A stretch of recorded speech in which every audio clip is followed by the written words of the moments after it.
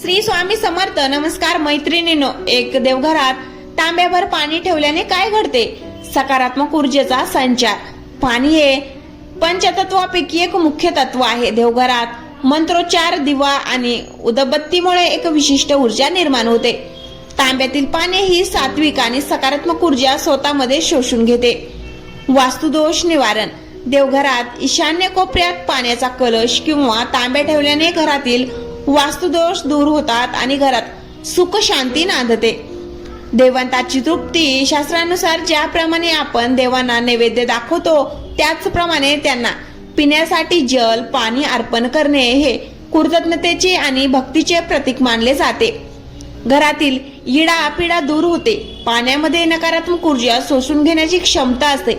रात्रभर देवघरात राहिलेले पाणी घरातील नकारात्मकता खेचून घेते. दुसरं म्हणजे नंतर त्या पाण्याचे काय करावे? देवघरात रात्रभर ठेवलेले पाणी अत्यंत पवित्र आणि तीर्थस्वरूप बनते. त्यामुळे सकाळी पूजा करताना किंवा पूजेनंतर या पाण्याचा वापर खालील प्रमाणे करावा. घरात प्रोक्षण शिंपडणे. सकाळी मुख्य दरवाजावर, घरातील सर्व कोपऱ्यात आणि सदस्यावर हे पाणी तुळशीच्या पानाने किंवा हाताने शिंपडावे. यामुळे घरातील नकारात्मक ऊर्जा नष्ट होते आणि अंबाविटाळ दूर होतो. तुळशीला किंवा झाडांना अर्पण करणे. उरलेले पाणी तुळशीच्या रोपात किंवा इतर कोणत्याही पवित्र झाडाच्या, उदाहरणार्थ बेल, पिंपळ, औदुंबर मुळाची अर्पण करावे.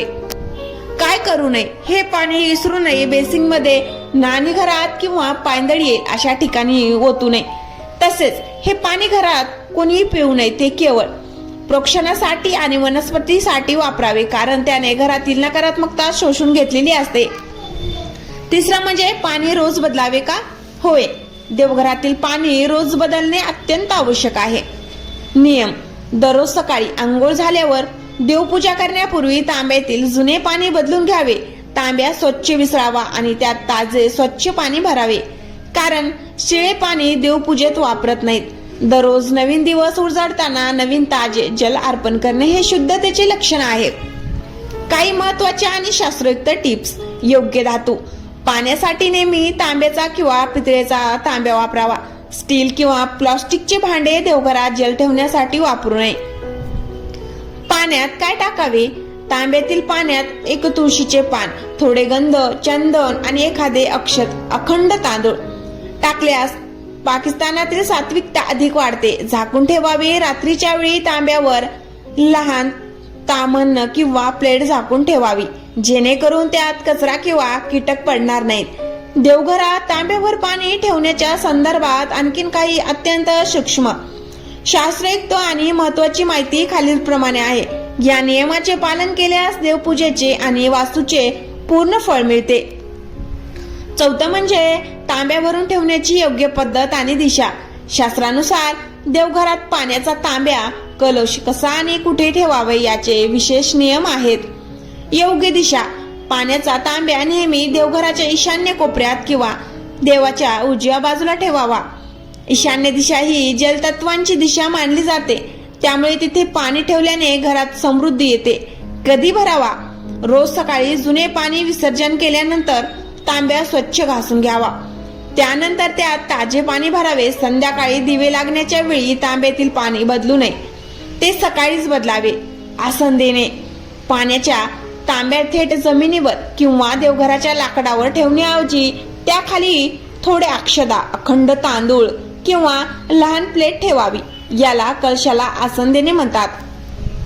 पाचवं म्हणजे तांब्यातील पाण्याचे वैज्ञानिक महत्व. धार्मिक कारणासोबतच या प्रथेला मजबूत वैज्ञानिक आधारही आहे. तांब्याचे गुणधर्म. तांब्याच्या भांड्यात पाणी ठेवल्याने पाण्यातील जंतू नष्ट होतात. तांबे हे निसर्गत अँटीबॅक्टेरियल जीवनावश्यक आहे. ध्वनी लहरीचे संवर्धन. देवघरात जेव्हा आपण घंटा वाजवतो, शंख फुंकतो किंवा मंत्र म्हणतो तेव्हा वातावरणात विशिष्ट निर्माण होतात. पाणी हे ध्वनी लहरीचे उत्तम वाहक आहे.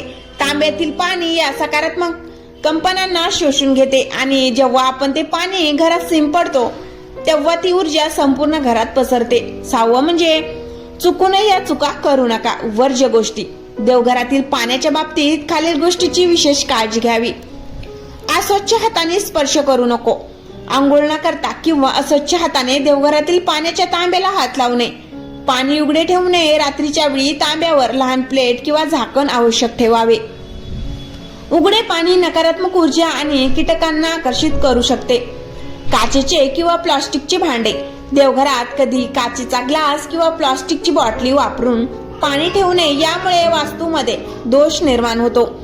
खरकटे हात लावू नये. ज्या खोली देवघर आहे किंवा जिथून आपण पाणी घेतो तिथे खरकट्या हाताने जाऊ नये. 7 म्हणजे कलश स्थापना. विशेष प्रसंगी जर तुम्ही साध्या तांब्याऐवजी वरून कलश ज्यावर नारळ आणि आंब्यांची पाने ठेवली जातात ठेवत असाल तर हा कलश मुख्य पूजेच्या वेळी किंवा सणावाराला ठेवला जातो. कलशातील पाणी पूजा संपन्न झाल्यावर विसर्जित केले जाते. रोजच्या पूजेसाठी मात्र साधा तांब्या वापरणे अधिक सोयीचे ठरते. थोडक्यात सांगायचे तर देवघरातील पाणी हे केवळ पाणी नसून ती घरातील सुखाची, शांततेची आणि आरोग्याची गुरुकिल्ली आहे. रोज सकाळी श्रद्धेने ताजे पाणी ठेवणे आणि जुने पाणी घराभोवती शिंपडणे यामुळे घरातील भांडणं, तंटे कमी होतात आणि मनाला शांतता लाभते.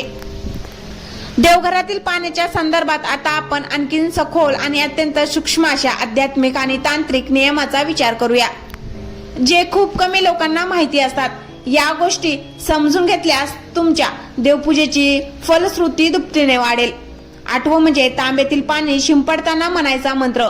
सकाळी जेव्हा तुम्ही देवघरातील रात्रभर ठेवलेले पाणी तीर्थ तुळशीच्या पाण्याने संपूर्ण घरावर शिंपडता, प्रोक्षण करता, तेव्हा केवळ शांत न राहता खालील मंत्राचा जप करावा. यामुळे घरातील उरली सुरली नकारात्मकताही जळून खाक होते. अर्थ: माणूस कोणत्याही अवस्थेत असो, पवित्र असो वा अपवित्र, जो भगवान विष्णूचे पुंडरीकाक्ष स्मरण करतो तो आतून आणि बाहेरून पूर्णपणे शुद्ध होतो. हे पाणी शिंपडल्याने घर शुद्ध क्षेत्र बनते. 9 म्हणजे पाण्याचा तांब्या रिकामी का ठेवू नये. काही घरांमध्ये रात्रीच्या वेळी किंवा दुपारच्या वेळी देवघरातील तांब्या रिकामी पडलेला असतो. शास्त्रानुसार हे अत्यंत अशुभ मानले जाते. अन्नपूर्णा आणि लक्ष्मी माता नाराज होतात. देवघरातील पाण्याचा तांब्या हा घरातील समृद्धीचे प्रतीक आहे. तो रिकामी राहिल्यास घरात कमतरता किंवा गरिबी जाणू लागते.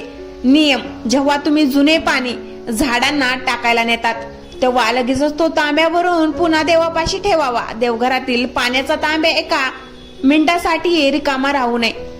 10 म्हणजे ऋतूनुसार पाण्यात करायचे बदल. आपल्या पूर्वजांनी निसर्गाचा आणि ऋतूचा देवपूजेशी फार सुंदर मेळ घातला आहे. देवघरातील पाण्यात ऋतूनुसार काही गोष्टी टाकल्यास वातावरण अधिक प्रसन्न राहते. ऋतू पाण्यात टाकायची वस्तू मिळवणारा लाभ: उन्हाळा एक सुगंधी वनस्पती किंवा भीमसेनी कापूर वातावरणात थंडावा आणि सुवासक निर्माण होतो. पावसाळा लवंग किंवा तुळशी पाने हवेतील जंतू आणि वलसरपणाचा वास नष्ट होतो. हिवाळी केशर किंवा वेलची देवघरात सात्विक ऊर्जेचा प्रभाव वाढतो. 11 म्हणजे पाण्याचा तांब्या कोणत्या देवाच्या जवळ असावा. तुमच्या देवघरात अनेक मूर्ती किंवा फोटो असू शकतात, पण तांब्याची जागा निश्चित करताना खालील गोष्टी लक्षात ठेवा.